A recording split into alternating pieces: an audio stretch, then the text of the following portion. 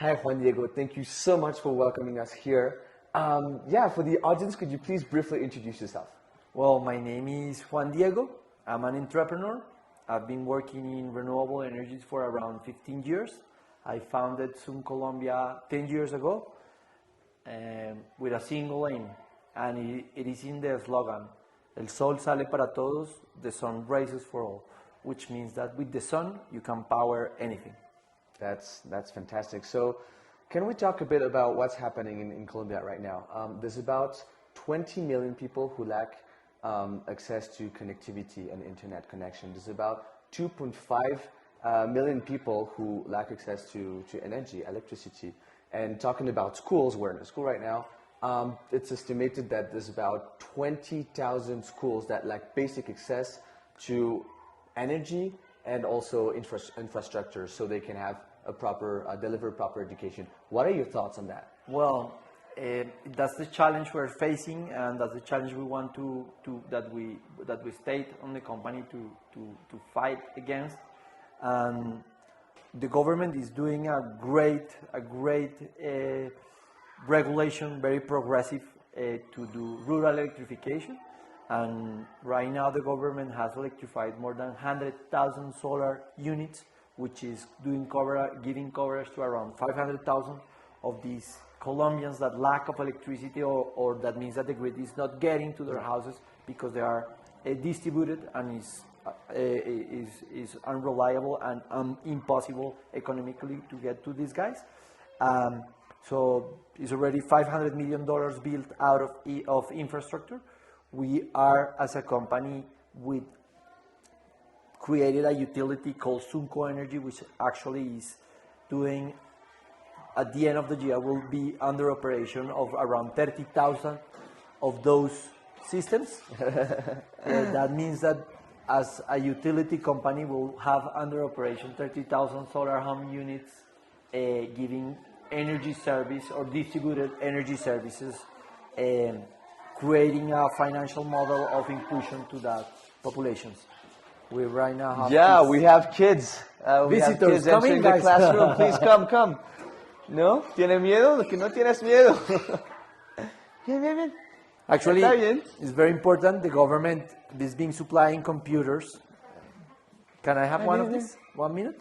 Está bien. And probably the pillar of the strategy of the company, the government supplied computers in a program called Computadores para Educar, and they provide thousands of computers.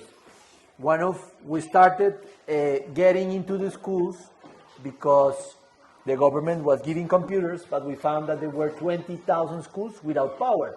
So without power, you cannot have computers, or you cannot use them. Not even, just don't think about connectivity, just energy. Yeah. So our first actually school project was 311 schools all around Colombia, giving energy to computers and tablets.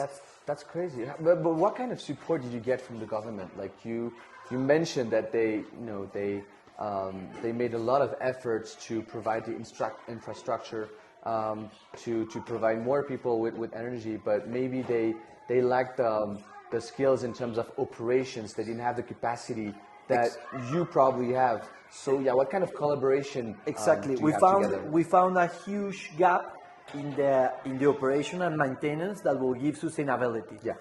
So the government was investing in computer, in solar energy, but they didn't have a proper program of sustainability. So with this idea, we developed a technology. Yeah. It's an IoT technology. You just saw it in one of our classrooms. That is like a brain. Can control a solar home system, that can control a school, it can control a solar street light, it can control the access to an internet antenna to give connectivity, and all that brain or heart, we call it the heart of sustainability.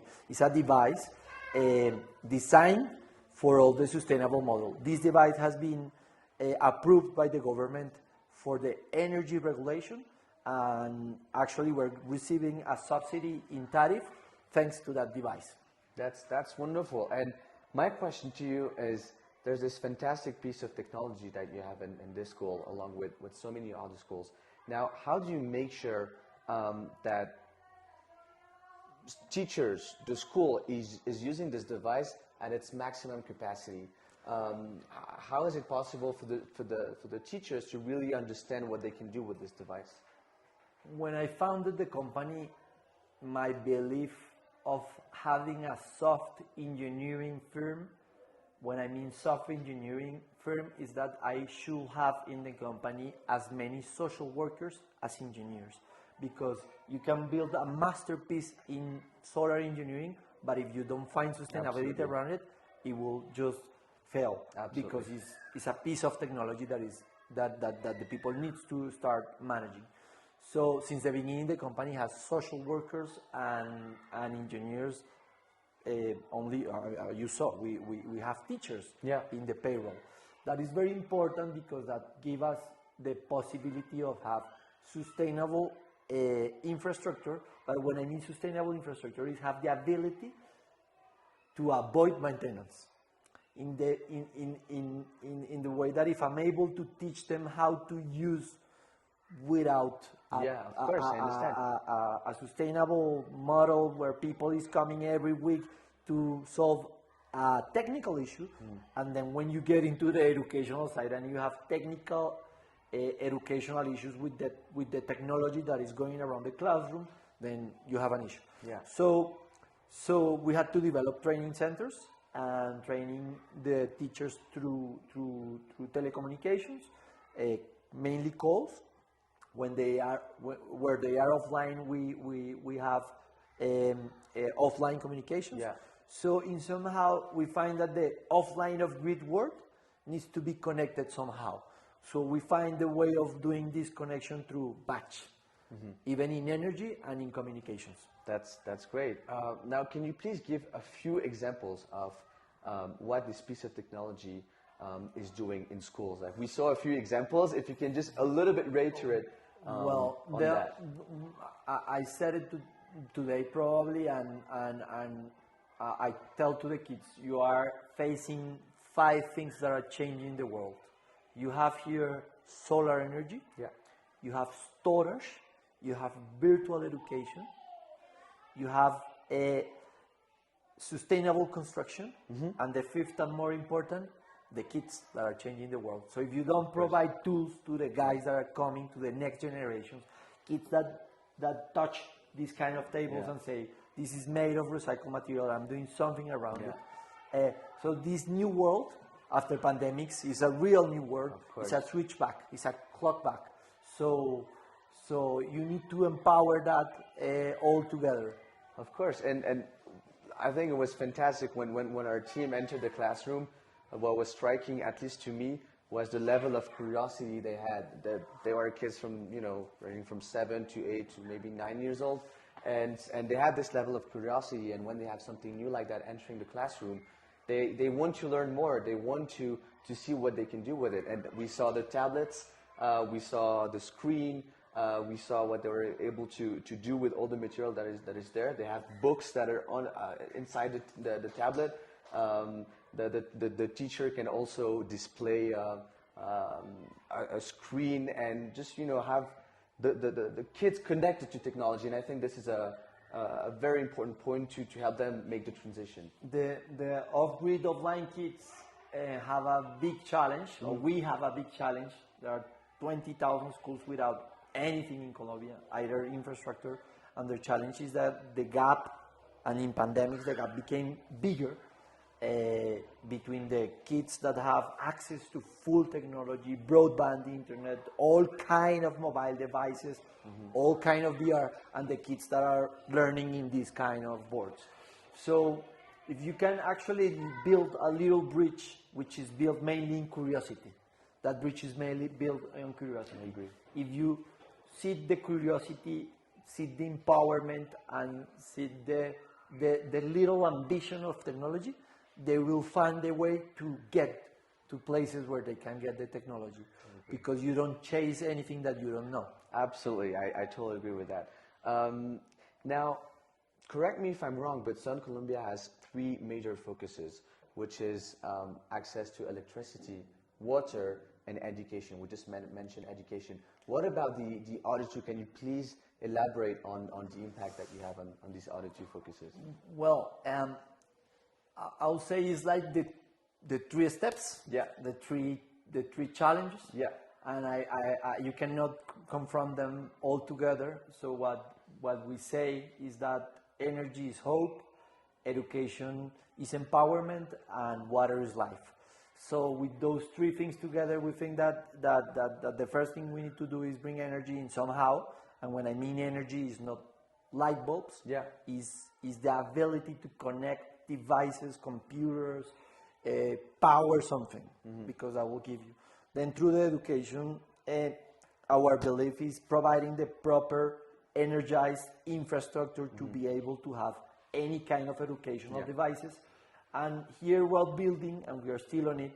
And I had a question 2 weeks ago from Jacqueline Novogratz from Acumen, and she asked me, how are you going to monetize through education?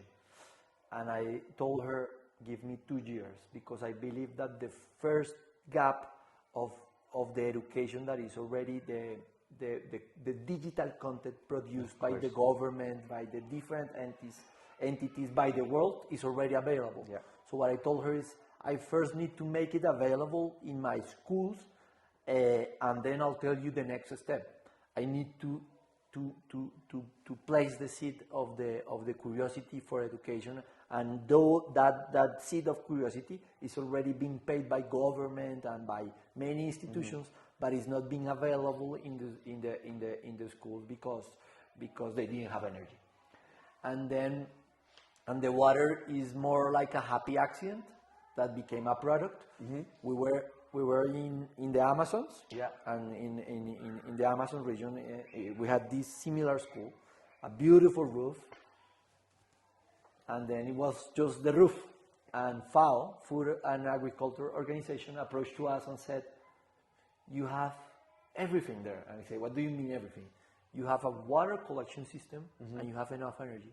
Why don't we do water hubs? We collect rainwater, we treat it, and we provide water in the population. So we say, okay. And we designed a water hub, which is like a little school. It's not a school, it's just a hub with all the equipment for water treatment. And we created a sustainable in-house model, which means that the people from the population is cleaning all the bottles, they fill them with water, and then they seal them. They have a proper seal, so it's an in-house, in-population guarantee that is working. And they charge 10 cents per bottle. Wow. So 10 cents is nothing for a 10-liter bottle of water. Of course. And it's a simple concept. It's just collect water rain and just use solar energy and then provide water. So this is one project, but like, are you planning on, or are you actually replicating this in other regions? Because you mentioned the Amazon, but like... Yes, and that's my dream. Yeah. Let's say Elon Musk is going to Mars. I want to have a next generation utility. Yeah. So the companies below it are just a consequence. So SunCo and all the Ingenious, the IoT company, and all the are a consequence. My dream is to become the next generation utility.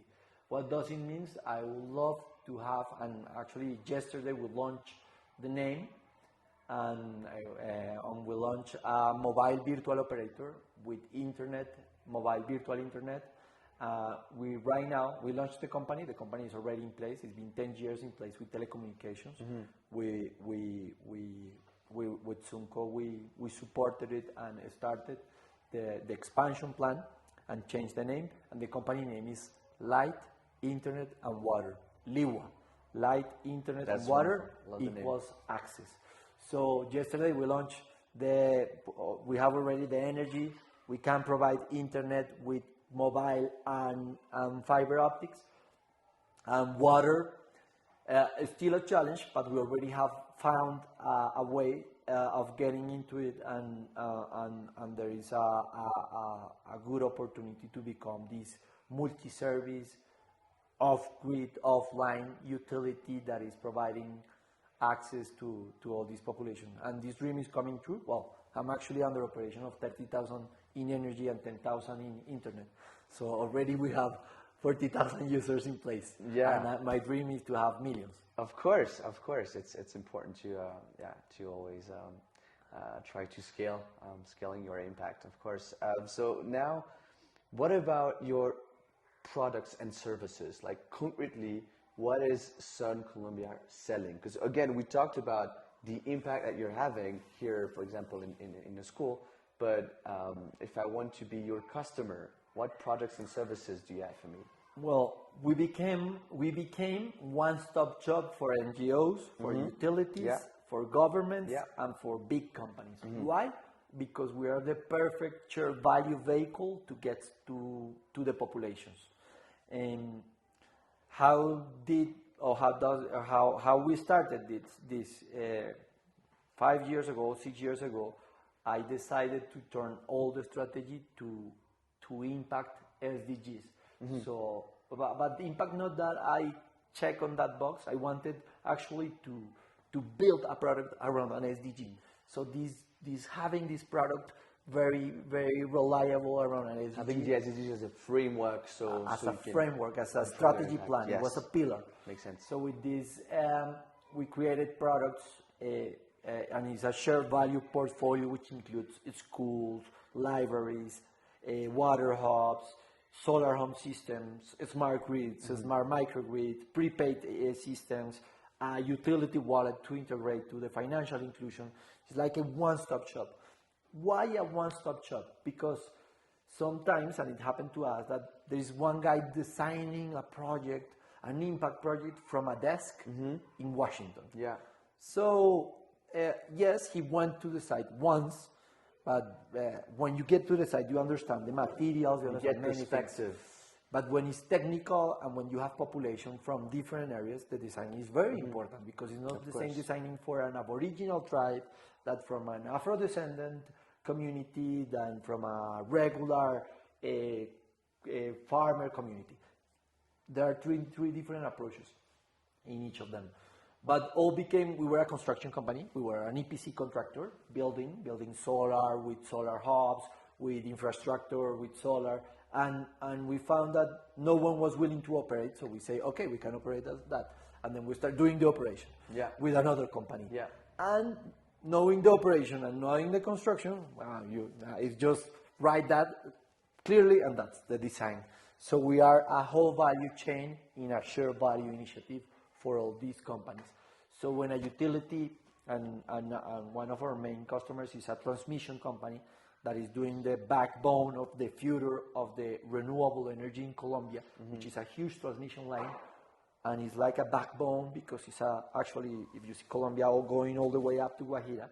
So the first thing we did, we started going with solar schools, and we started like popping schools in all the transmission lines. We didn't start conversations, we just popped the schools. Then we brought solar energy to the old houses. So when you give before asking is easier. So right now all the negotiations are going well because we gave, they gave with their money, we gave with our construction design and sustainability plan, a whole shared value plan to Aboriginal communities, which are Wayuu communities, which is probably the biggest indigenous community in Colombia. And they have very strong roots. Probably is the only place in Colombia where land is not controlled by government, it's still controlled by tribes.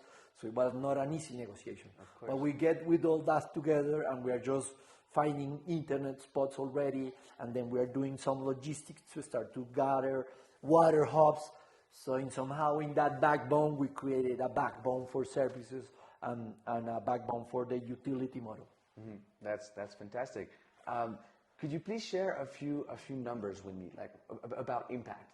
So you are mostly located, or at least the biggest impact that you're having is in rural areas, not only in Colombia, in other countries as well. So you're in Mexico. No, we are in Panama. In Panama, okay. And we are going to Ecuador this year. Okay. Oh, okay. I thought you were going to Mexico as well. Okay. No, we're having conversations with companies from Mexico. Okay. And we do have conversations with companies in Guatemala. Okay. But SunCo itself, we just finished our first pop-up school in Panama. Yeah. And that's like our first arrow to get into a place, which is we pop a school, and then when we pop the school, we understand the market, and we start doing the rest of the services. And numbers of impact. Well, yes. We have impacted more than 200,000 people, and more than 4,000 solar home systems, more than 15 megawatts off grid. Yeah. Under operation will be more than 30 megawatts off grid. On grid more than 15 megawatts. Trained more than 2,000 teachers. Yeah. Impacted more than 60,000 students. And last year we started an impact studio with 60 decibels, and we certified in 134 pop-up schools, and we measure like poverty index, inclusion, and all that. And we were way above Colombia and way above the world benchmark. So we're very happy because that impact report went really well, measured by a third party that went and interviewed hundreds of teachers, hundreds of parents, and asked them, is this happening? Because, I mean, you could find these impact numbers that they are not proved. Yeah. So, I mean, we can prove most of what we do by third party. So it's very important for us that certification, because that is proved by a third that what we said is true. So in SunCo, and it's a pillar of the company, we walk the talk. That's great. That's very important. Communicating is at the source of everything. Now, again, we talked a lot about education. I was curious to hear about an example of how a family, a household, is positively impacted by the work of SunCo, especially in rural areas. Because when you have access to electricity, obviously your capacity, your potential changes. So do you have any stories or example that you could share with us today? I'm going to call two cases. One that I love, that is in Planadas, Tolima. Mm-hmm. I remember that place because I went with my investor acumen to visit and do the opening of the school, and the kids were extremely happy. It was a place struck by violence for many years, guerrilla, FARC, and the parents had this lack of education because the guerrilla was striking everywhere, so they couldn't go to school. Mm-hmm. So in the same school, during the day, the kids were going, and in the afternoon, the parents were going to do basic education. I mean, like, you know, the basic education. So they felt that they had this huge gap, and they were going to the school. So that was surprising that the kids were going, and in the afternoon was used by parents, and then they use it, of course, for social meetings, and they have these big screens, and they could do a lot of interactive experience between themselves. And that's a beautiful case. The other case is one case it's a project we developed during pandemics, and it happened that many kids in rural areas, and actually in this one, these kids just started 2 months ago to come to classes. They've been 2 years.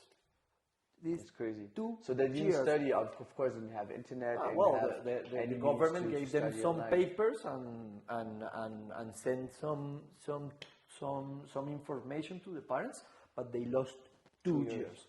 That's incredible. And this happened in many schools. In all the public schools of the country. All public schools of Colombia. You just ask. These guys just came to class.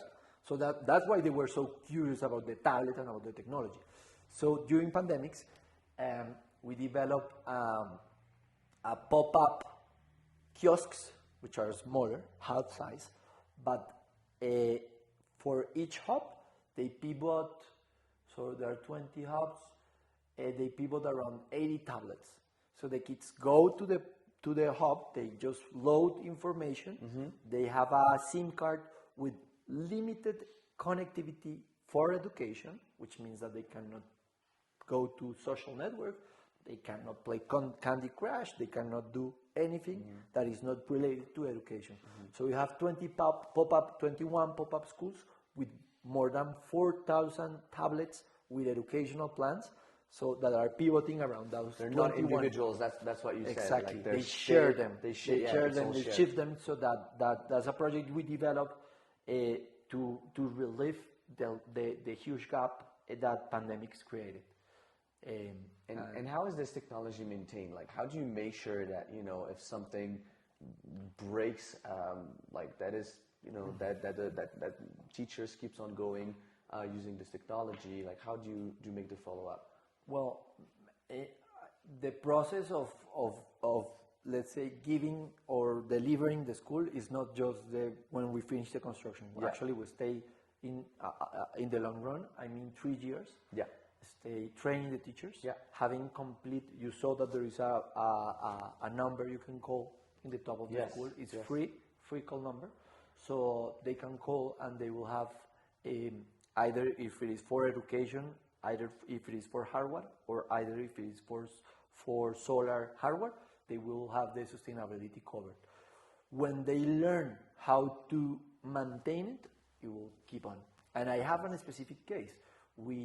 7 years ago, we built 3 different energy hubs in Choco, in 3 different communities, Aboriginal, Afro, and other. And after 7 years, it's still working, it's still giving the services. So if you do this project of keeping with them a couple of years, and when I mean keeping is you don't keep a person, it's just you just keep an eye on them, it will work.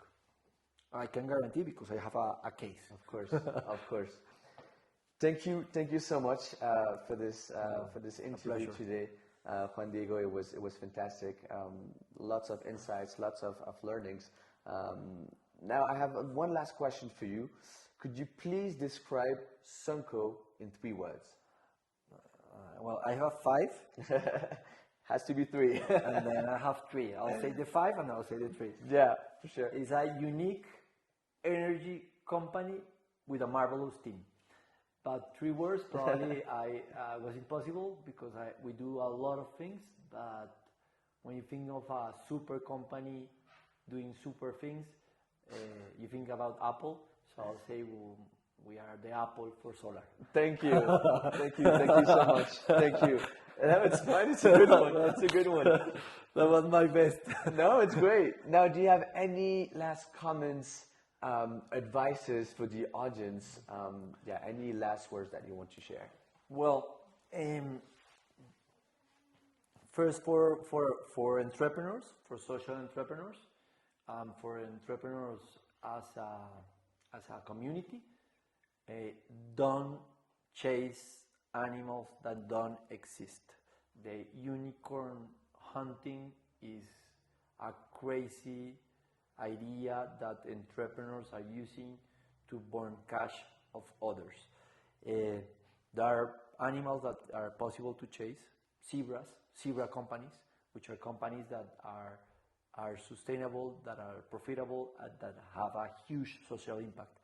So when you create a model that brings value first, the value will go back just as a boomerang. Thank you. Thank you so much. It was a pleasure. Cheers. Thank you.